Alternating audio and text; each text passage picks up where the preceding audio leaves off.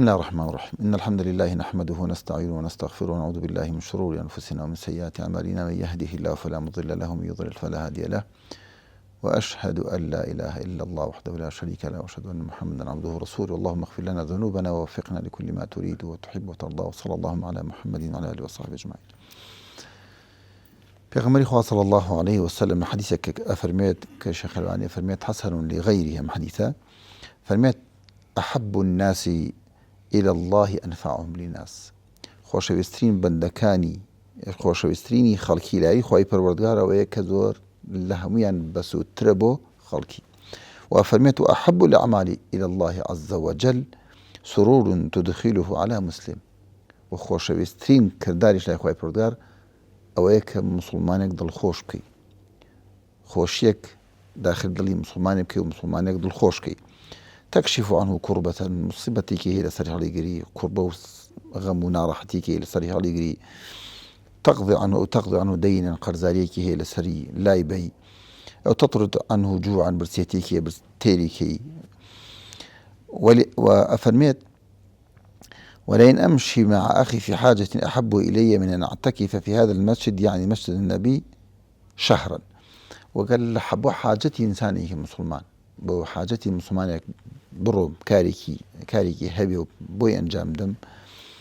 أميان خوش بيستر لهم تاوكو اعتكاف كم لمزقوتك مزقودي بيان الصلاة مانجك. أم حديثا زنان اشتيك من بواسا كان عليهم شتێک هەیە بەشێک هەیە لە ئەخلاق جوانی ئێستا بە مستەڵەحی ئێستا پێ ئەوترێت جەبر الخەواتر، دڵنەواییکردنی خەڵکی. یەکێک کە لە دڵشکاویەک دڵی بگریتەوە، دڵخۆشی کەی. ئەمە یەکێک لەو سیفەتانەیە کە زۆرە بێ ئینسانی مسلمان حەریص بێ دائیم مسلمان دڵخۆش بکە، سببێکی دڵخۆش کەر بێ بۆ بەرامبەرەکەی، ئاسوودە و بەختەوەری کە. ئەمە تماشاکە ئەفەرمێت ئەحەب الأعمال إلى الله عز وجل، خۆشەویستترین کردارەکان لای خوای پەروەردگار سرورون، دڵخۆشبوونێکە مسلمانێک دڵخۆش کە تدخیله على مسلم. دڵخۆشکردنی مسلمان لە خۆشەویستترین کردارەکانە بەلای خوای پەروەردگار. مسلمانێکی دڵشکاو چەند خۆشەتەوە دڵخۆشی کەی لە ناڕەحەتێک و مصیبەتێک دەریکی، وەکو لەو حەدیثە ئاماژەی پێکراوە. ئەم جەبر الخەواترە چیرۆکمان زۆر هەیە لەسەری، هەر لە سەلەف و لە قورئان و لە حەدیثەوە و لە چیرۆکی ئێستاش نمونەمان زۆرە. لە قورئانە زانایانی یەکێک لەو شتانەیە کە ئەیکەن بە بەڵگە زۆرە لەسەرەوە. یەکێک لەو بەڵگانە ئەوەیە کە خوای پەروەردگار باسی پێغەمبەر یوسفمان وەکە عەلەیهی الصەلاة والسەلام فەرمێت فلما ذهبوا به وأجمعوا أن يجعلوه في غيابة الجب أوحينا إليه فلما ذهبوا به وأجمعوا أن يجعلوه في غيابة الجب وأوحينا إليه لتنبئنهم بأمرهم هذا وهم لا يشعرون. كاتب راكاني برديان لا قناعتين بباوكيان كردو برديان بظاهر لا باوكيان بو أوي ك دڵی خۆشکەن و سەفر و سیاحەیەکی پێ بکەن و دەریکەن و جەوێک بگۆڕێ. لەوێ ئەو بوختانە ئەو بیرەوە و ناڕەحەتیان کرد و لە هەنانی دایک و باوک دەریان کرد بە نیەتی دڵخۆشکردنەیەکی زیاتر، بەڵام قسەیان ئەو غەم و خەفەت و پەژارەی تاریکی ئەو بیر و ناڕەحەتیە. ئەلەم موسیبەت و ناڕەحەتی و تەنگیی کە بەسەر پێغەمبەر یوسف هاتبوو خوای پەروەردگار جەبری خاتری کرد، دڵاوایی کرد، دڵی دایەوە. خوای پەروەردگار وحی بۆ هەنارد وأوحينا إليه لتنبئنهم بأمرهم هذا. أي يوسف ڕۆژێک دێ ئەم ڕووداوانە ئەم کاری بە تۆ یەکەن ئاگاداریانەکەیتەوە، پێیان ئەڵێی خەبەریانە دەیتێ. لتنبئنهم بأمرهم هذا وهم لا يشعرون. ئەو کاتە نازانن کە تۆ کەی، تۆ ئەوانە ناسی. تۆ هەندێک عولەما فەرمێن کاتە تۆ لە مەکانەتێکی تری، تۆ لە جێگە و شوێنێکی تری. پێغەمبەر یوسف لە تەواوی عیززەت و دەسەڵات و قووەت هەیە، ئەوانیش لە تەواوی احتیاج و پێویستین. کە دوایی دێن بۆ لای پێغەمبەر یوسف، دێن بۆ لای پێغەمبەر یوسف و پێڵێن مسنا وأهلنا الضر وجئنا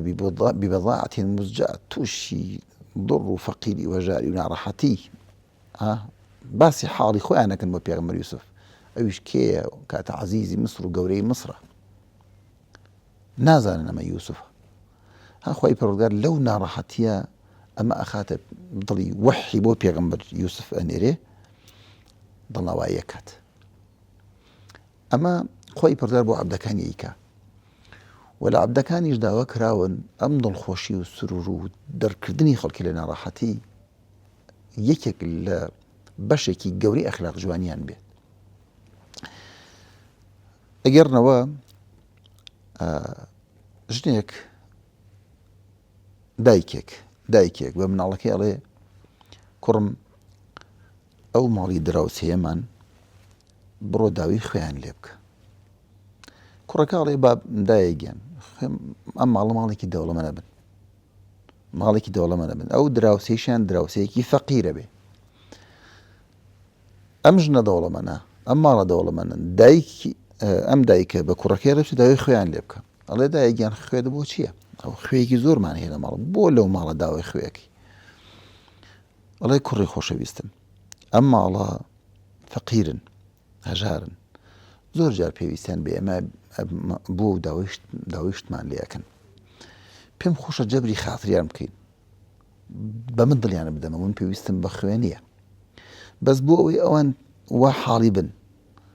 کە ئەم ماڵێش ئەوە هەندێک جار داوایشتمان لێەکەن دڵخۆشە بن بەوەی کە هەر ئەوان نین کە داواکەن ئێمەش داوایان لێەکەین داوای شتێکیشیان لێەکەم کوڕم کە هەیەیان بێ و تەکلیفی زۆر نەبێ کەم خوێیە من پێویستم بە خوێنیە بەڵام پێم خۆشە دڵی ئەوان بدەمەوە بڵێن ها ئەمانش ئەلحەمدولیلا هەرەوە نێ بێ ئێمە پێویستمان پێ ئەوەش دێن و دڵیان بەمە خۆشە بێ ئەمە دڵیان خۆشکەم نەک لە بەرەوەی کە خوێمان نییە ئەم هەست و شۆرە زۆر گرنگە زۆر مهمە نووسەرێک ئەڵێ باسی زەمەنی مناڵی خۆی ئەکا کە ئەو کاتە ئەلەو دەڤەرەی ئێمە پیانوت قەوشەریان پێوت ئەوە وەکو سەلەیەک هەڵیانە کرد ئەڵێ ئەوەی دا دەستمەوە و کاتە علاگە نەبووە ئەوە بۆ شتێکی لایلۆنی بووە ئەڵێ وەرەقەیەکی تا نووسی دایکم وتی کوڕم چۆ لەو دوکان ئەم وەرەقە بدەست ساحب دوکانەکە و ئەوەش ئەو پارەیەشی بدەرێ خۆی ئەی خوێنێتەوە و غەرازەکانت ئەداتێ ئەڵێ ڕۆشتم وەرەقەکەم تەسلیم کرد کە داواکاریەکانی دایکمی تیا بوو لەو دوکانە پارەکەشم پێدا پارەکە باقی مایەوە باقیکی پێدا من شاوا چاوم لە دوکانەکە چاوم کەوتە سەر بیبسی و کێکێک زۆر دڵم چوە سەری ئەو پارەی کە مابوو بەشی بمسی کێکەکەیە کرد پارەکەم پێدا و بمسی و کێکەکەم خوارد ئەیتر کە گەڕامەوە دایکم وتی کوڕم هیچ باقی شتی نەمابوو پارەکە وتی نەوەڵا دایگەن هەمووی مصرف کرد هەمووی ئەو غەرازەکان بوو ئەڵێ ئەم درۆیم کرد ئەم درۆیم لەگەڵ دایکمە کرد هەڵ دایکم لە بەردەمی خۆی هەندێک قسەی کرد بەڵام دڵم خۆش بوو کە درۆکەم سەری گرتووە و دایکم هیچی بەرامبەر من نەوت ئەڵێ دوای چەند ڕۆژێک بۆ شوێنەکە ڕۆشتین لەگەڵ دایکمان دیارە مناڵ بووە دایکم دەستمی گرت بۆ ڕۆشتین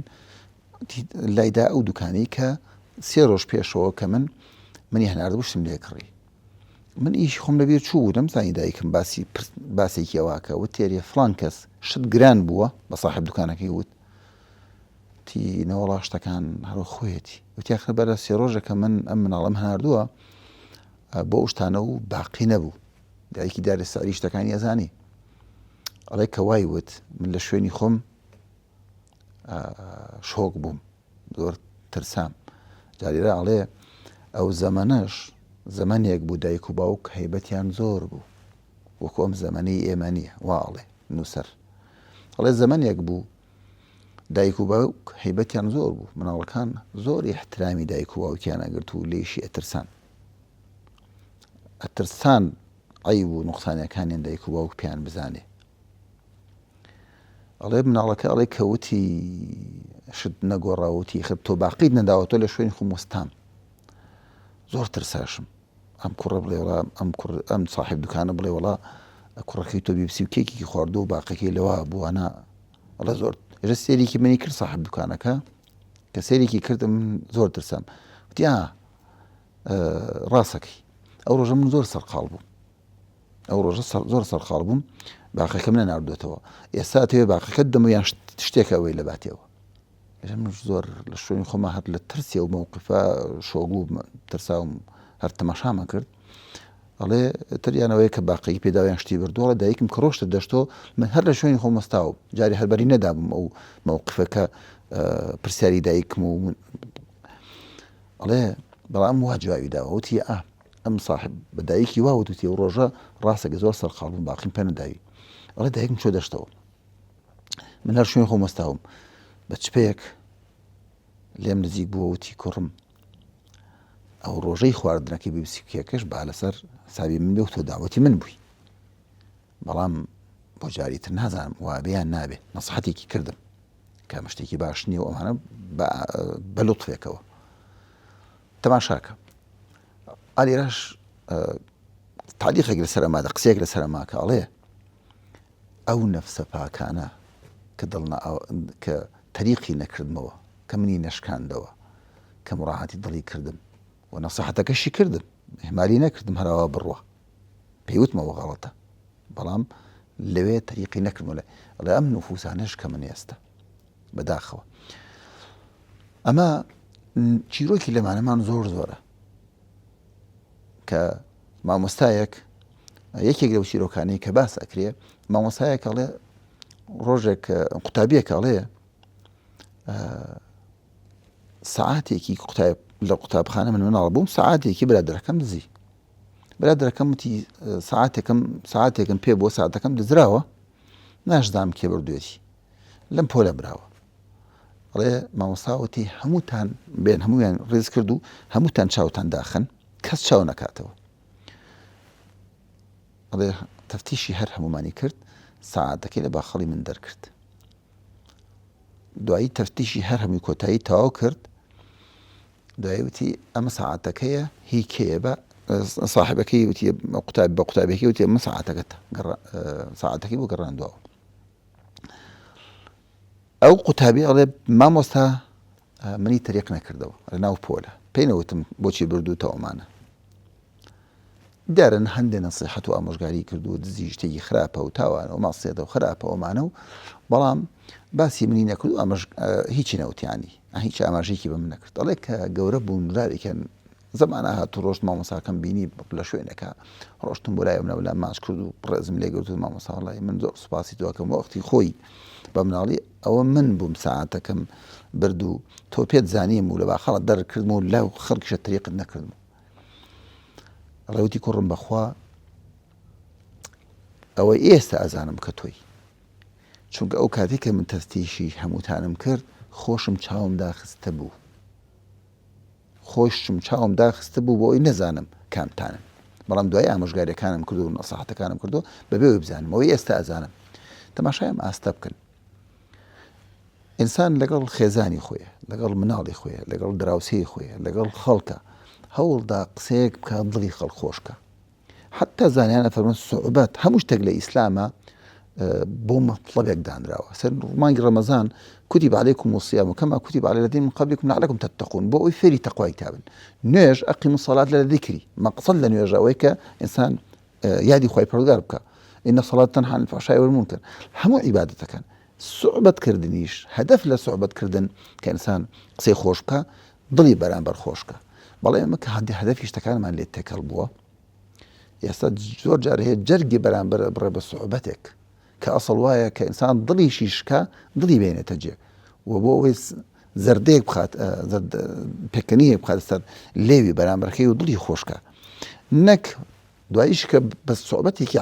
عەزیەتێدا کە بەرامبەرەکەی گرێرەکەشەکە کە تۆ تەحەمولی سوعبەت ناکەی نا سوعبەت بۆ دڵخۆشکردنی بەرامبەرە جا مڕاعاتکردنی دڵنەشکاندنی خێزان دڵنەشکاندنی مێرد دڵنەشکاندنی مناڵ دڵخۆشکردنی خەڵکی مڕاعاتکردنی خەڵکی مڕاعاتکردنی نەفسیەت و دڵدەرونی خەڵکی صیفەتێکی زۆر زۆر گەورەیە بەداخەوە